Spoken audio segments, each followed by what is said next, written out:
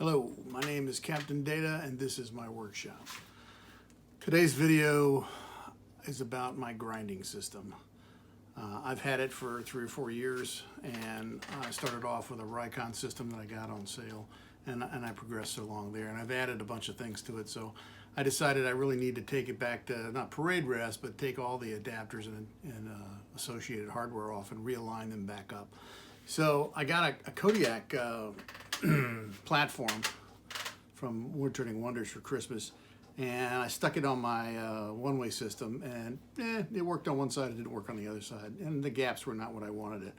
So I decided, well, I've got to realign my platforms, my Wolverine platforms, to accept that. So I might as well just line everything up, centers, wheels, the whole 9 yards. So that's what this video is about. It's how I took my grinder back down and how I put it back together and how I aligned it up.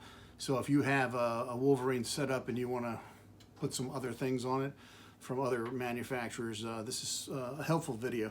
I don't endorse anything in here. I don't get paid anything, and I don't endorse any system that's there. I'm just giving you Captain Data's opinion. It's my opinion, and that's all that's what it's worth. It's just my opinion.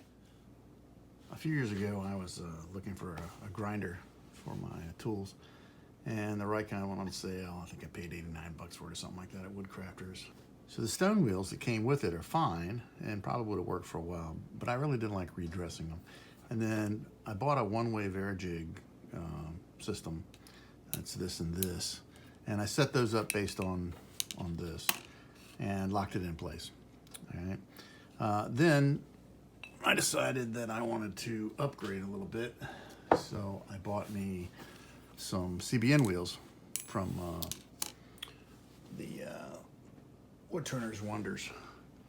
And I went with the 1.5" mega wheels, square mega wheels, which I think was a good selection. Although I might have gone with the curved one over here, only because there's a couple of times that I'd wanted to sharpen some curved ones and I didn't. I couldn't do it here. But I do like the broad wheels. But if you go to there and take a look, you can see all the different wheels that they have and make a pick from there. And then he has much better advice than I do. And the only other thing I did do is they sell a couple of washers that are self-aligning, and they were worth the bucks there. So I added both of these on to my system. I've been using the CBN wheels that were set up for the stone wheels, and really never bothered to change them. They weren't off that far, and these wheels were large enough that even if they were off center, it really didn't matter.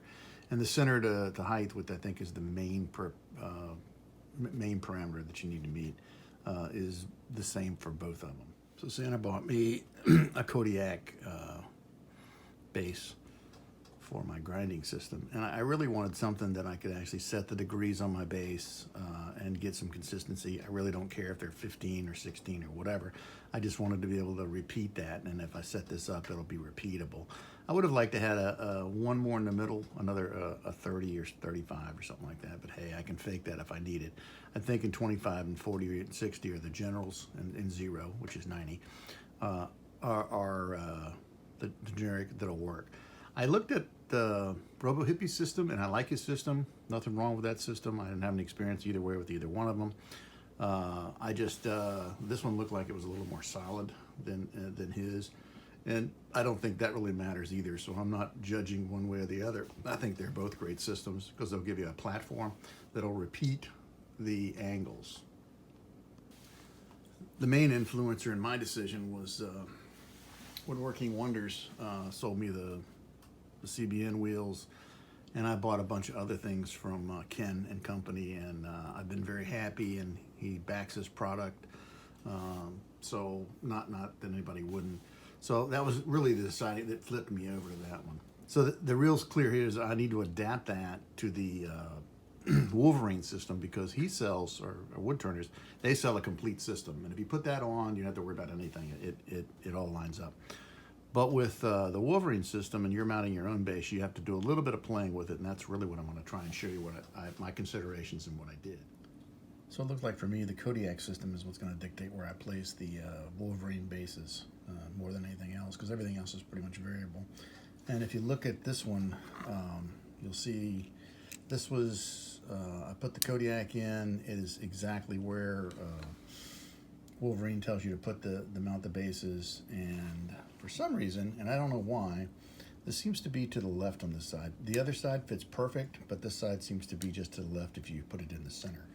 So I'm gonna have to take it off just a little bit, not much, to give it some clearance. And so if you look at this, that is way too much gap. I'm looking for about 1/8 of an inch. All right, so now I've positioned the rest approximately with 1/8 inch gap all the way around. I used a 9/64 Allen wrench, which actually gives me a 1/8 inch gap. And I think I have it positioned where I want the one-way base to fit right now. You can see the gap is much better. I'm happy with that one. So now I'm going to go ahead and pop a couple of screws in and lock it in place.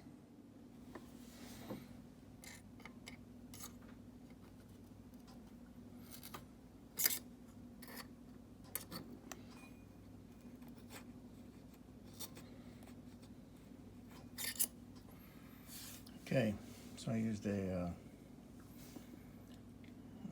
13/64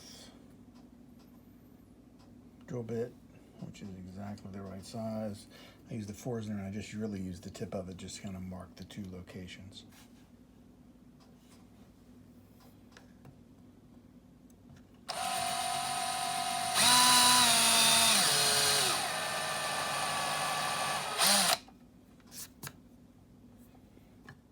You know, Thule told me one time that you never use more than 2 points to get your main position. You can add as many as you want afterwards, but you have to have 2 points, and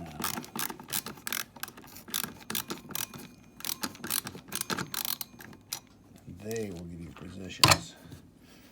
And I've often found when I was trying to figure something out, is the key in understanding how something goes together is what are those 2 key points. You might have a bunch of screws or whatever in there, and lo and behold, you just need to figure out which 2 are the ones that position it. You tear it apart, use the wrong 2, never seems to work the same. Just a tip. Okay. Solid now, it's mounted good. Let's stick in the Kodiak tool rack. Slide it all the way in, lock it back down, and as you can see, it's got nice clearance all the way around the edge. Spin it, no noise, that's excellent. I can now take this up and move it wherever I want. All the way up to 60, down to 0. And I might add, when you get it to 0, what I did discover is that you want to push it down. There's enough slop at 0, all right, that you really want to press down on the front edge and then lock it in place rather than just locking it straight in place. That'll get you a nice 90 degrees, where if you don't, you can actually lose a few degrees, which probably doesn't mean anything. But still, if you want to try and get as close to 90, this is the way to do it. All right, now that I have the left side completed, I'm going to just duplicate the process on the right side, and I'm going to do that off camera because you don't need to see it twice. The procedure is the same. Line up the rest, mark the holes, drill them, and lock it down. All right, so I've now mounted the other side, and it spins really free, no clicking.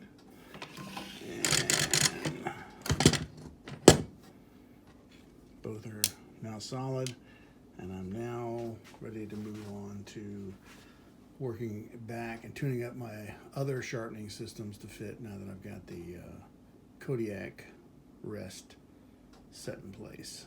So for my bowl gouges, I like to use the Oneway Vari-Grind system. It consists of a base, an arm. This is the Vari-Grind 1. I have a 2, but I don't use it, and I'll explain later on why. And between the 3 of those, you set up the angle, and then you can position your gouge in here and get the angle that you want, i.e. 60 degrees. The problem with just using the Vari-Grind system is you have to set it up each time. You got to measure the angle, which is time consuming. So you really need a system again that's repeatable, just like the Kodiak bench rest that I got and installed, which is repeatable for flat items. For your bowl gouge, you need something to do the setup repeatable. So what I went with is the Geiger Solutions system. It's relatively cheap. You buy he sells you this setup here, the block, and a gauge and a couple of stop rings. And that's really all you need to do to get your Vari-Grind to a repeatable. So let me show you how I set mine up.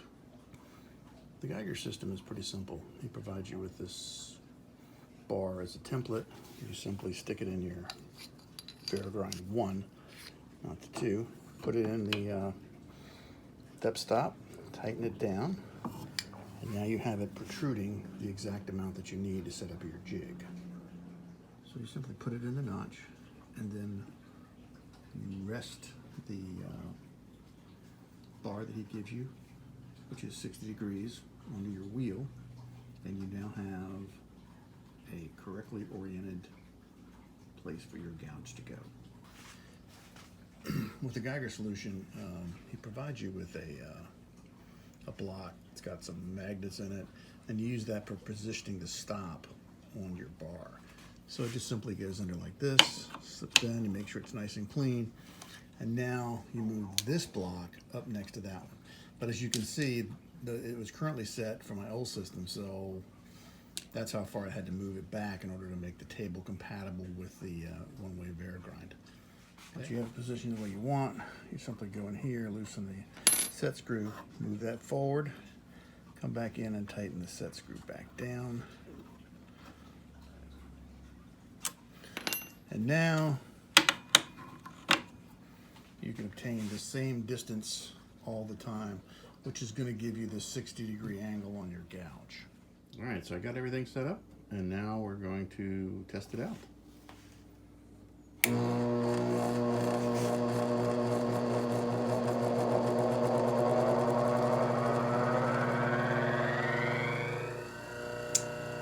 Quite a bit of time to ramp up. I guess if I had a full 1 horsepower unit, it would be a little better. But hey, this hat's working pretty good. When it wears out, maybe I'll replace it with a 1.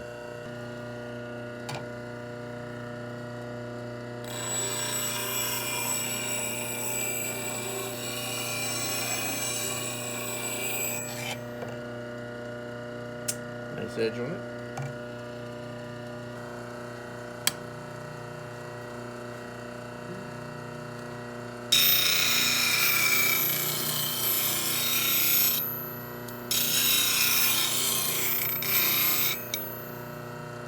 Nice little burr. Set it to 15 degrees. And you have to do that quite often, so this is going to be real handy.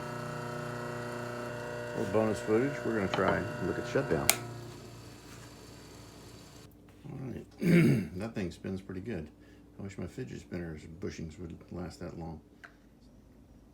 Alright, so it's time to address the elephant in the room. I know somebody looked at my wheels and said, what are those scratches? These things are warranted for life. Yes, they are. And if you treat them correctly, they'll function great. But if you do some dumb stuff like I did, you'll get this on your wheels. And I'll explain why. So I figured out how I did what I did here. I was sharpening this little small spindle gouge. It's about 1/4 inch. And what I did was I brought my arm back to the point where I checked the angle, put the black on it, and got the black on the angle and got it there, and I set it up for setting. And I locked it in place, started the wheels up, and of course the wheels turned this way, all right? And when I put it on there, and as I'm rotating it back and forth this way, all right, I think I pushed too hard down. And what happened was, then as it caught on the wheel, I heard a loud popping noise, and then this thing actually just went like that. All right, and scared me. And I stopped and I took a look, and what you saw was the marks on my wheels. These CBN wheels are phenomenal. I got woodworking wonders where I did get them, and I've used them a lot and never have made a mark on them. So they really do last, and the only marks that you can actually see are the ones that Captain Data put on there. So the grinder is probably the backbone of your shop. If you don't have a good setup, this is not going to be sharp. If this is not sharp, that's not going to cut. You're going to get catches. All kinds of bad things happen. So not to belittle a good gouge, because a good gouge is worth the money and a good lathe is worth the money. But you then need to turn around, you need to get a good grinding system. So, hope you like my video. If you do like my video, if you don't, don't. If you really like my videos, then you can subscribe to me. They're not all woodworking, but I just like doing videos, so they're pretty cool.